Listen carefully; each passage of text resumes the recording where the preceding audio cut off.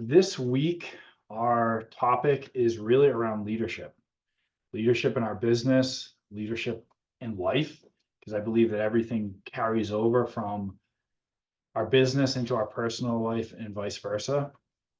And I was saying to Kim about it earlier, who's behind me here.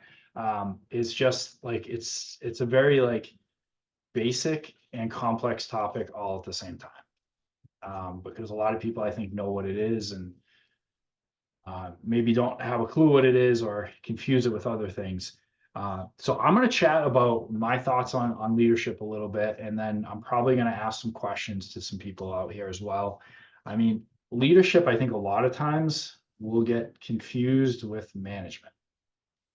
I mean, I think of it like, and when I think of from a personal standpoint, a lot of times I tend to manage my kids. Like I try to get them to do stuff rather than get them to follow me. And it's hard. It's hard, probably hardest at home. And like in the workplace, micromanaging.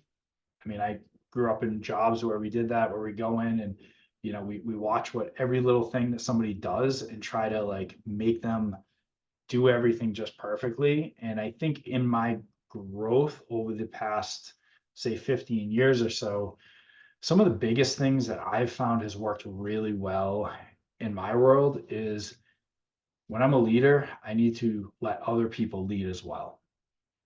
I need to give them ownership. And I want to talk about that a little bit because ownership is actually giving them the job and letting them complete it, even if they fail at it, and letting them fail at it and not forcing it to happen or jumping in the middle of it.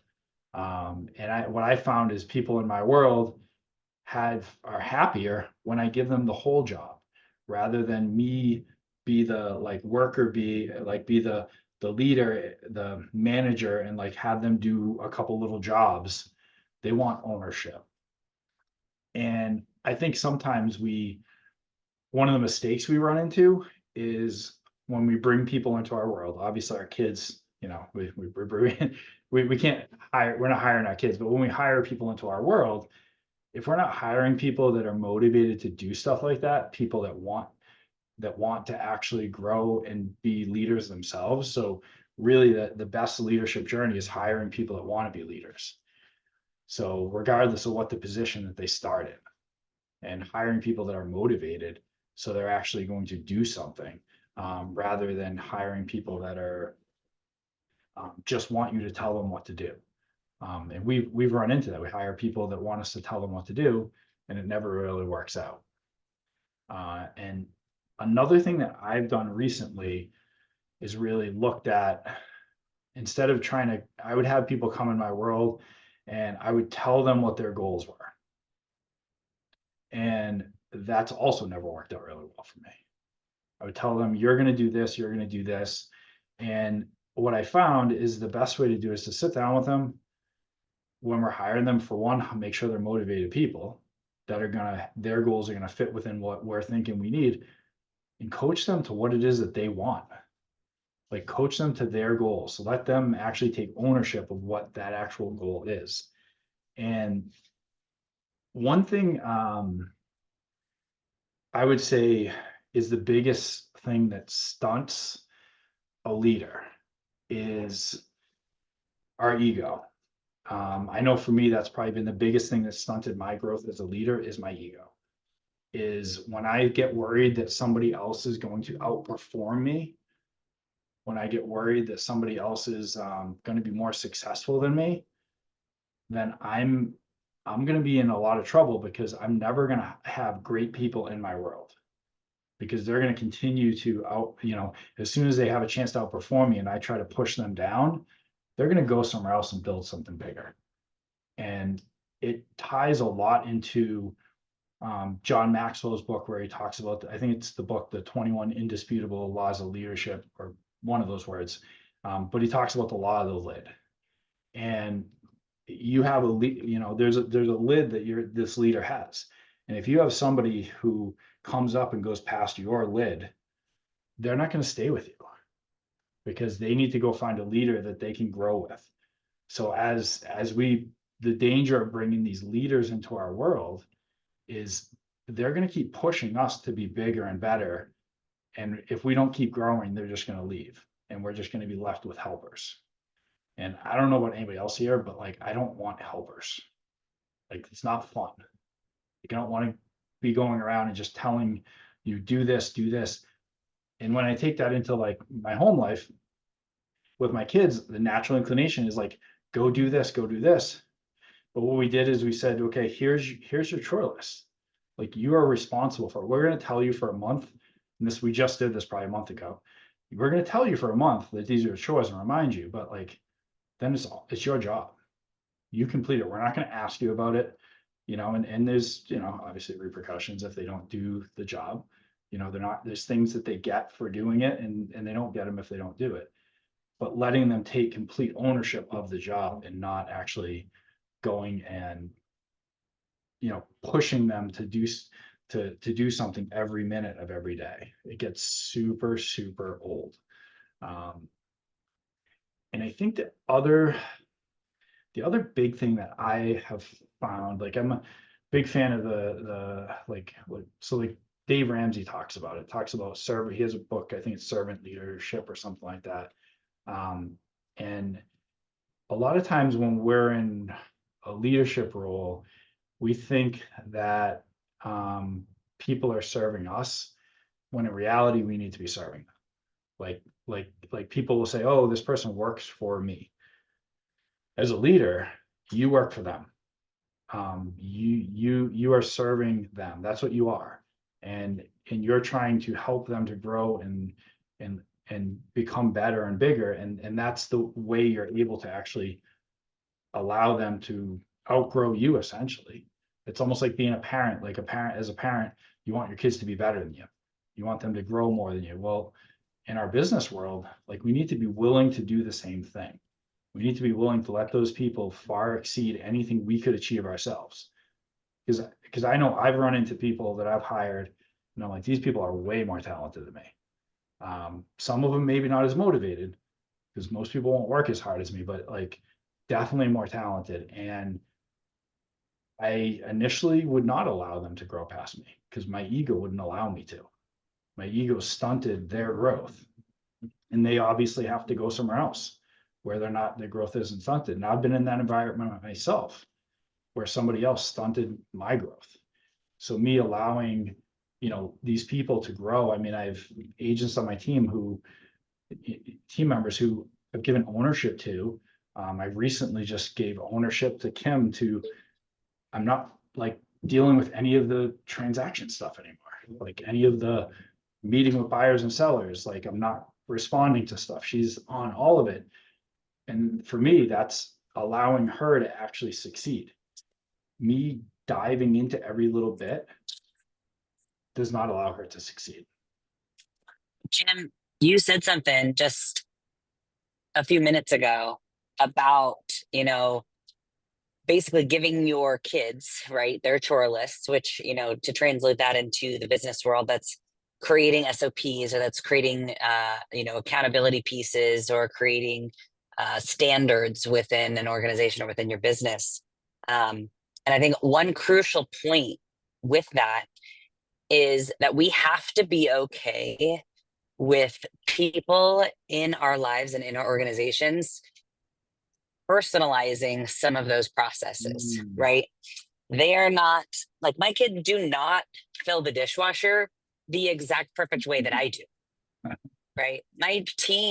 Some of my teammates don't, handle their database or every conversation exactly the way I do. And while we have standards of communication cadences and database integrity and all these things, we have to be okay as leaders to step aside and say, as long as they're getting the job done, as long as the outcome is to where we are expecting and we're wanting, how they do it and how they get there, we have to be okay with that. And that's, again, tied into our ego getting out of the way. Like, you aren't always the perfect person to do every single thing, and bringing people in who want to be leaders is a fantastic place to be. Like, you're giving people opportunity to personalize and get their fingerprints all over processes that you would probably never think of because of their skill sets. So I had to kind of add that in there. No, that's a huge point there, because if your kid loads the dishwasher and you go right behind them and you reload the entire dishwasher, they're just gonna be like, okay, well, I suck at life. And those are actually the exact words my kid would say. I suck at life. You guys don't trust me to do anything. I'm just not gonna do anything. And I grew up with that. That's what I did as a kid. Like, I gave up on doing stuff because everything was wrong. And if we can let things be good enough, like good enough can be good enough. And if you're a perfectionist, and I have one sitting behind me, it's really hard to let good enough be good enough. Well, and you also have to not correct your husband, or he also won't put things in the dishwasher. 10 years, learned that now. Yeah. Well, A very real example for me. My son put in, it happened literally like 3 days ago. He put in stuff so close together, there's absolutely no way it'd get clean. Like, so close together. And I let it run. This time I was like, run it, because it's his job to unload it. So I was like, when you unload it, you're gonna see it. So he did, and he pulled it out and he's like, oh, this one's dirty. I wonder why. And I was like, And he continued to pull it out, and literally everything in that top rack needed to be rewashed. And so he was like, oh, what happened? I was like, well, maybe they were a little too close together. Do you think? He said, oh, dang. And so then he proceeded to take it out and reload it. And it was like his aha moment. Because if I had gone through and fixed it so that that cycle wouldn't have been wasted or whatever, like he would never would have figured that out. And now he, with his own discernment, can go through and be like, okay, that's too close together. And sometimes with kids and with people in your organization or whatever, and you're like, are you going to get it? Are you going to have the aha? But like, you have to get out of the way and let them do it, because otherwise they're not going to ever have that ownership you're talking about, Jim. yeah. Well, part of our journey on growing and learning is failing. Like, failure is like the best part. Like why cheat some of that? And I think sometimes, like, it probably not something as simple as like the dishwasher, but we do that with our kids. We were trying to protect them, so we don't want them to fail. We think they should all get a trophy. I don't think they should all get a trophy, but like, you get the point. But we're trying to do that. We're trying to make sure that they're okay, but like, they missed the joy of the failure, the actual, that learning experience. Like, it sucks when you're in it. When you get on the other side, now he's like, oh, this is great. I was like, I learned some stuff, and it wasn't because mom made me. I think it really boils down to people's nature of learning and understanding. Very few people can adopt something and know it to be true simply because they were told. They have to actually experience it in order for it to sink in and become an unshakable truth to them, right? So experiencing why something didn't work is really the only way sometimes that you're going to learn how it actually does work.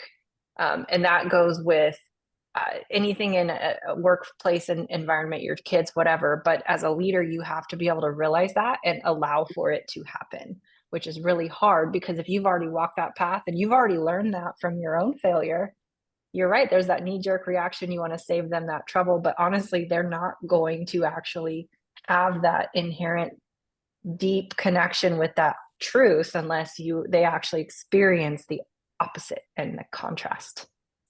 So in a real estate application, it's, as a team leader, like I've seen, many people come into our organization, and, we coach on top grading, and we coach on qualifying appointments, and we coach on red flags and all these things to look out for. And then we have to consistently watch our new people spin their wheels, waste their time with people we never would have met, spending the time learning that those red flags are exactly what we're talking about. Like, they have to feel that failure. They have to feel that red flag. They have to understand from a firsthand perspective, when somebody says this on the phone, this is what it feels like in person. That's why that's a disqualification, right? So in a practical application, that is like leadership, is letting people experience the failures, regardless of if you told them or not, and understanding that's normal human nature. So to your point, absolutely true. I feel like this topic should be more about letting people fail than it is about leadership, but I guess it's the same thing a little bit. I think one one characteristic that I think definitely distinguishes between that whole management attitude and the leadership attitude is a leader should have nothing beneath them. So a leader, I talked about it being a servant, but like the leader needs to be willing to take out the trash, to clean the toilet. Like they need to be willing to get in the trenches and do whatever that is that anybody else is doing. Yeah, that may, and it's honestly, as a business owner leader, like that's been a struggle of mine where for a while I actually thought I just had to always live in the trenches. And the problem was is they didn't have a leader because they just had someone in the trenches. And now I've recently been okay with letting people go, let them be in the trenches, but I need to be willing to go. I have to hold back, like somebody like, I need help with this. And I'm like, okay, I shouldn't be doing this. I need to let somebody else jump in and do this thing. But it's hard for me because I feel like almost like a hypocrite if I'm not in the trenches and actually doing the actual work on the daily.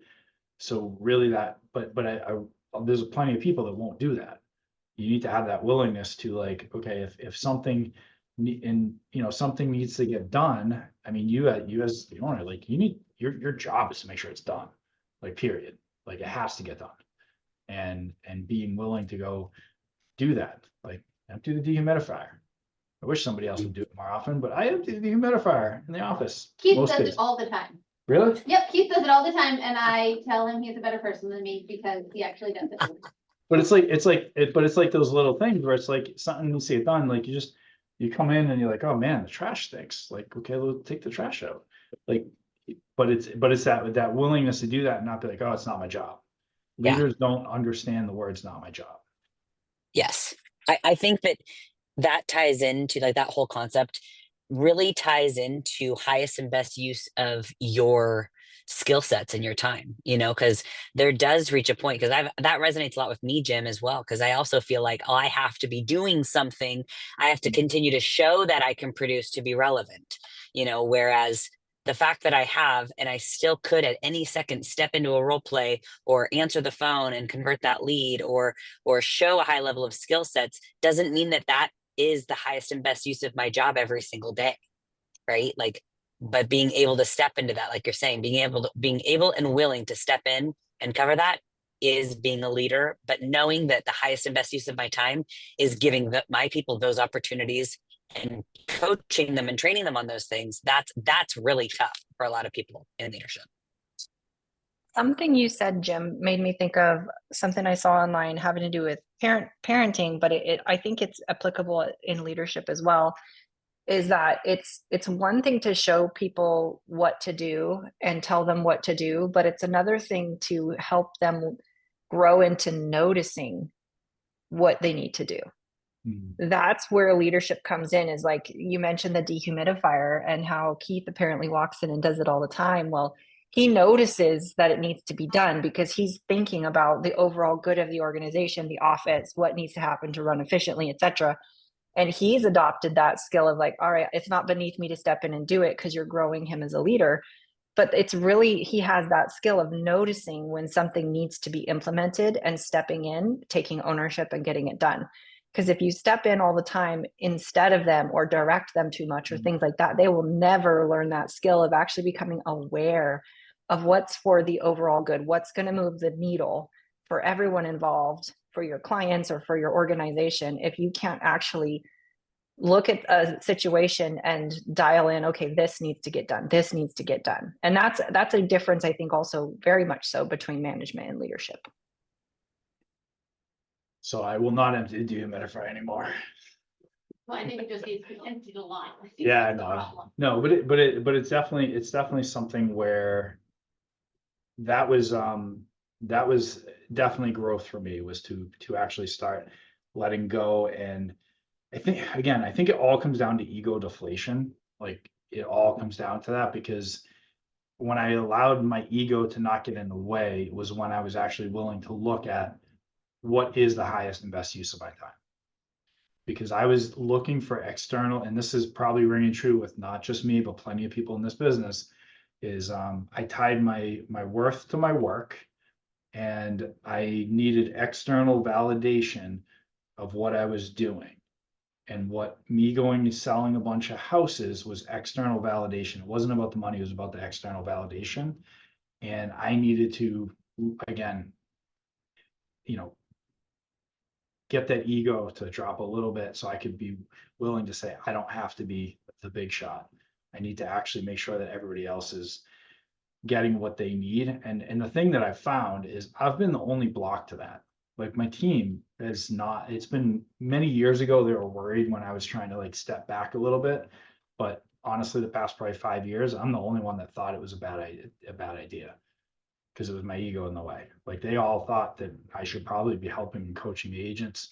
I I convert a lot of appointments for agents, but I don't need to go on all the appointments. So that's really a lot of what I'm doing is that I'm helping them. I'm, working a little bit like an ISA because people end up calling me directly in different ways and just converting those to appointments and then going ahead and doing things like this where I can help and coach other people. But ego deflation is without that, like, I don't think you can be a good leader. I see we have Mr. Stroud on here, who is a great leader. And I would love to hear any thoughts and comments that you have. I got on late, so I apologize. I'm running around a little crazy today, but I would say you guys are all hitting the right stuff. I mean, it's to me, it's empowering other people and helping them get to where they want to get. This is coaching, right? And helping them where they want to get. And I think a lot of leaders struggle with handing something off and letting people run with it. There's a lot of micromanagers in the world, and they want to still have their hands on everything.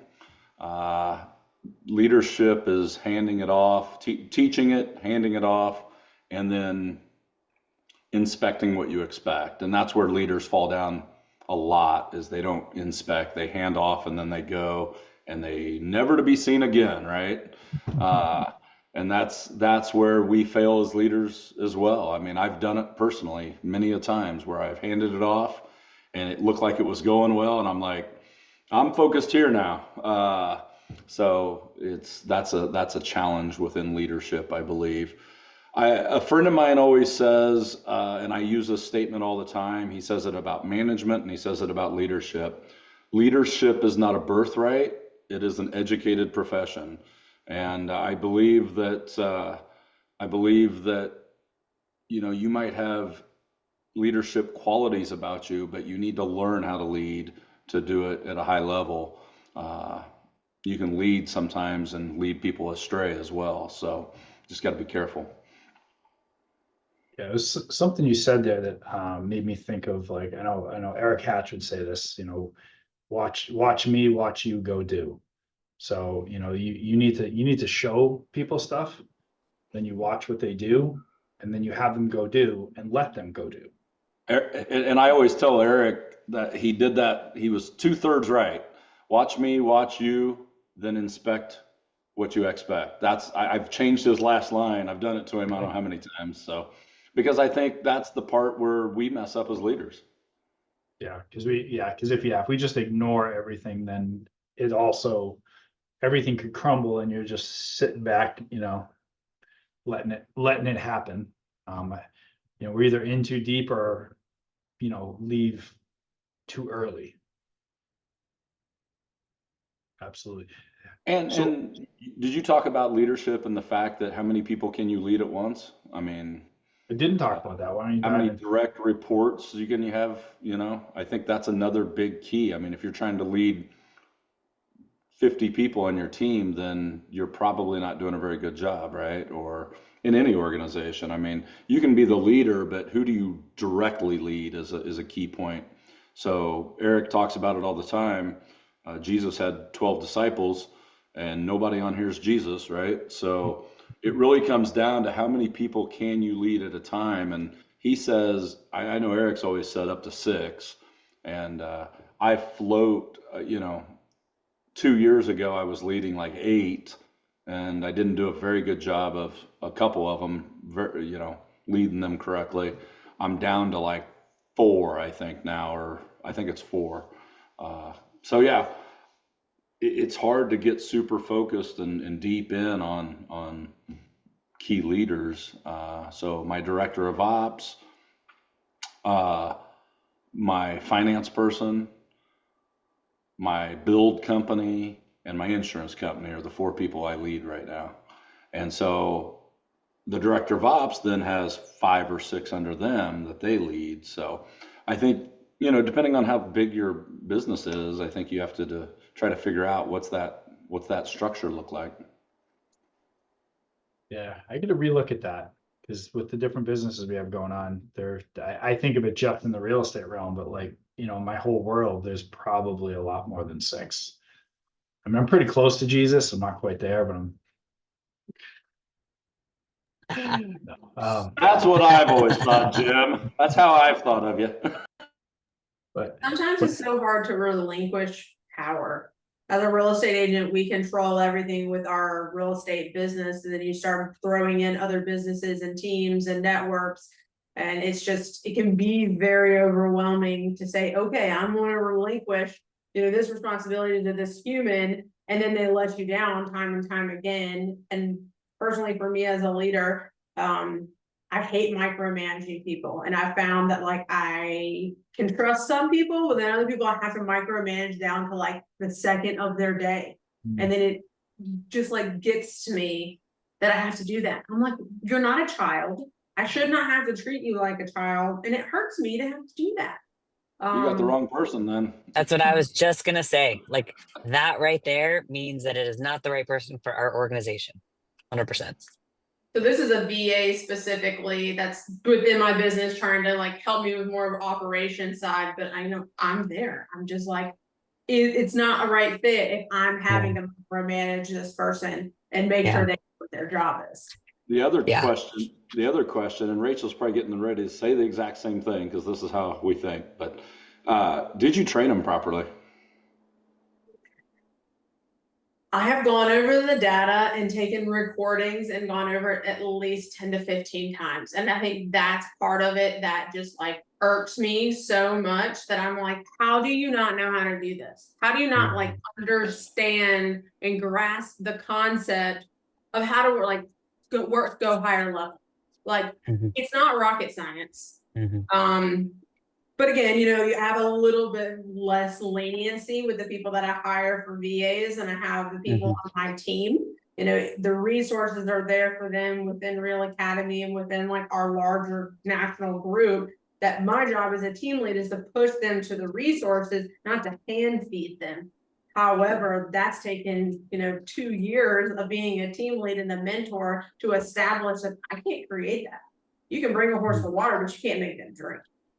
So it's just depending on the person and the level that they are in real estate or where they are in your business, everybody has to be treated so differently. And yeah, I mean, I think a big part of it too, Jessica, like it sounds like you've definitely spent a ton of time and energy giving the VA the resources. And from our experience, like we've had VAs that do kind of figure it out and do apply some common sense to like the position and get resourceful. And we've literally created a document on our team that's like, here is a 6-step process to getting the answer that you need. Step 1, Google it. Not even joking. Freaking Google it. Like that's your first step. Don't come to me. Don't come to Jen. Don't come to Robin. Like Google it. Then you can come to Robin. Then if she doesn't know, which there's hardly anything she doesn't know, then you can come to Jen. And I'm like 3rd, 4th level, right? Like there are resources that you have to exercise before you get to me.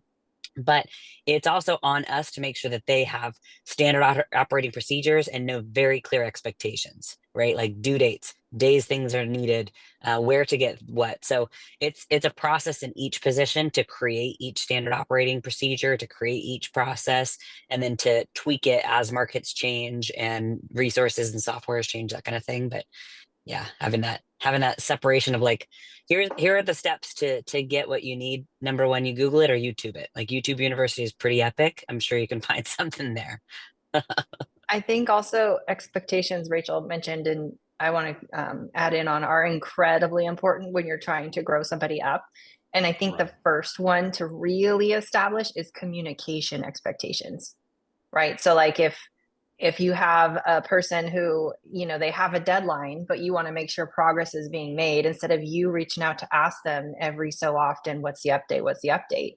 You have to outline an expectation. Like, I want an end of day report, or I want to know when these, you know, these milestones are met along the way. That could be part of the standard operating procedure, listing when you check in. And if that's an established expectation, then they're not they're not following it, then at that point it's not you dipping in to try and manage them like a child. It's you simply saying you're not meeting the expectations we discussed and agreed to. And then it's a lot easier for you to without burning so much energy, say, you know, this isn't a fit, because the expectations were shared. We completely talked about it. I've given you all the resources, and you're still not performing at the level that we need. Mic drop. That was great. I'm taking notes.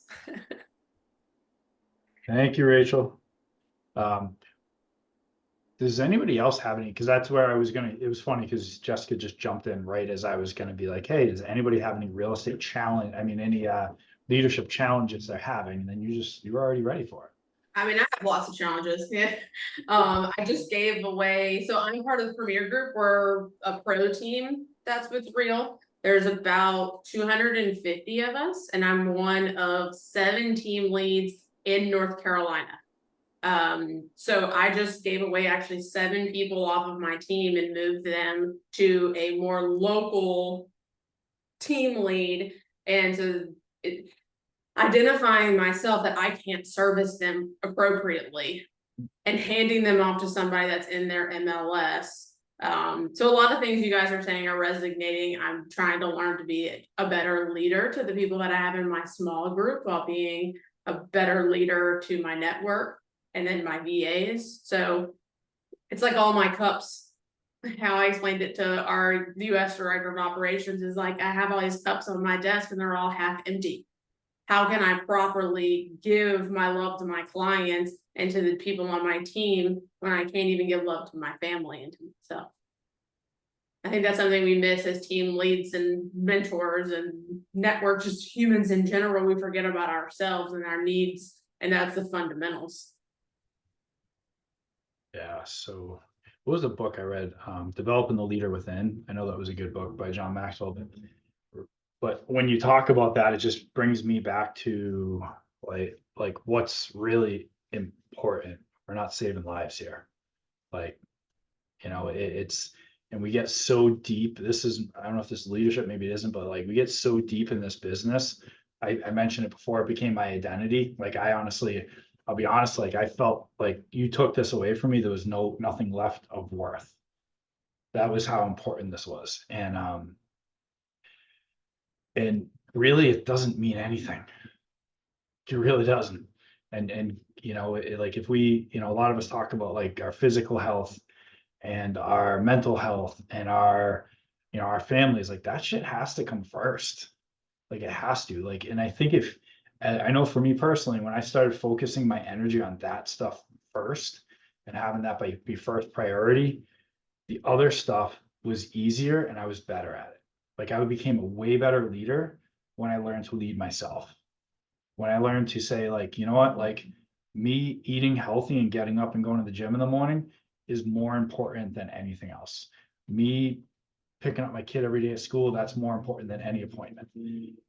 And next thing you know, like I all of a sudden became this, it wasn't magic that I became a better leader because I knew what was important. And now I can share with other people how I'm doing that. So when we take care, because I felt like a hypocrite.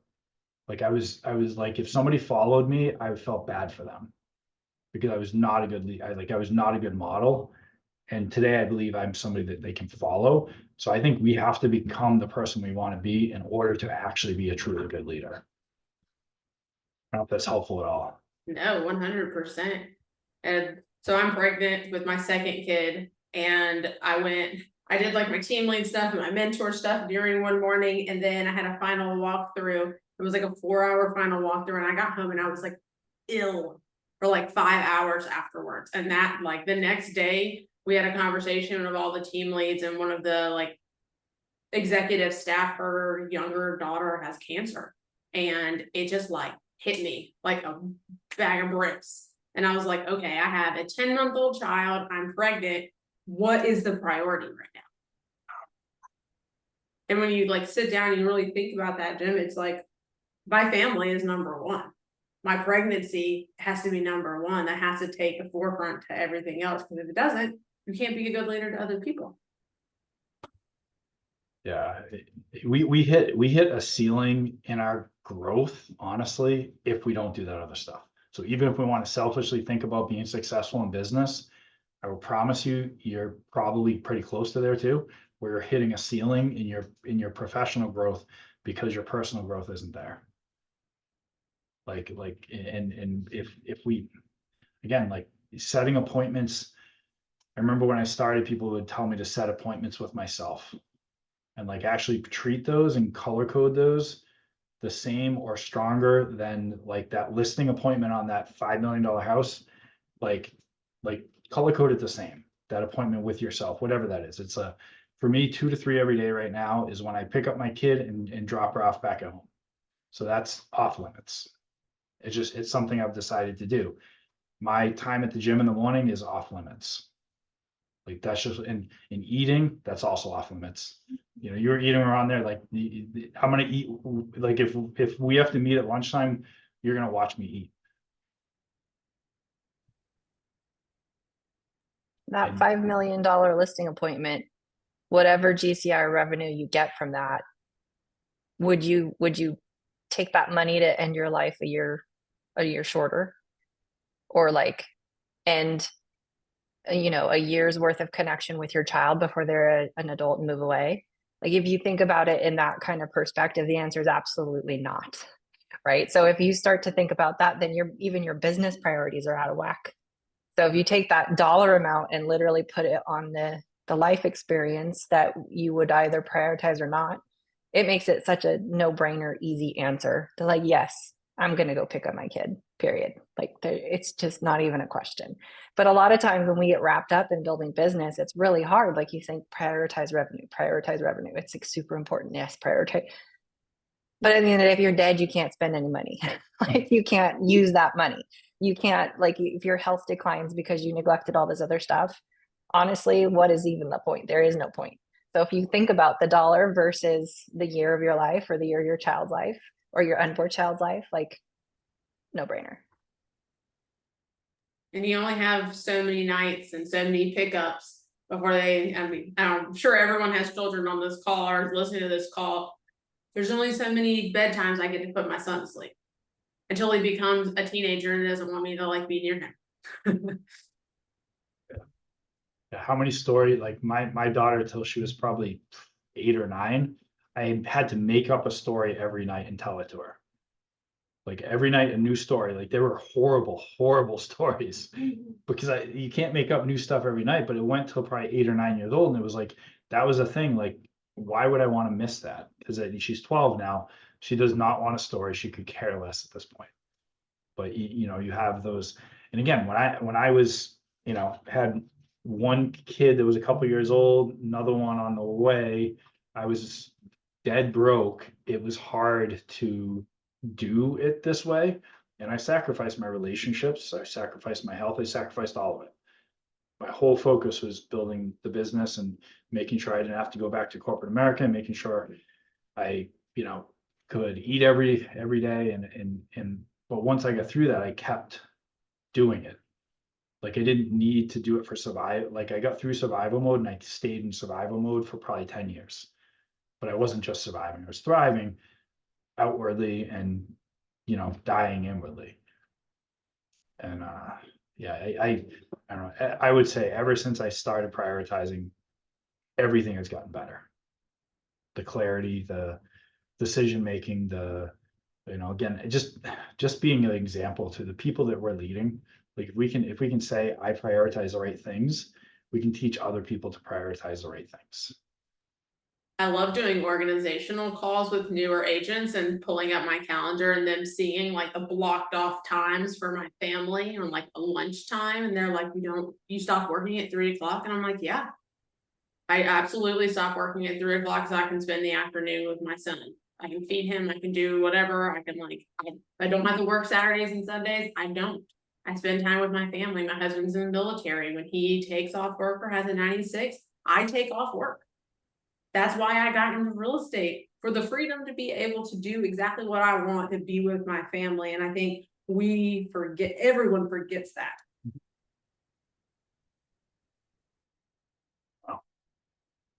This call took a turn. It was pretty awesome.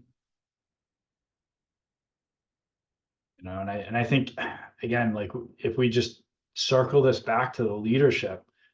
So if we're gonna lead those kids, like, isn't this a great example to teach them this stuff early, and they get to go into life as adults, you know, whether they choose to do it or not, they at least have an example of what you should do.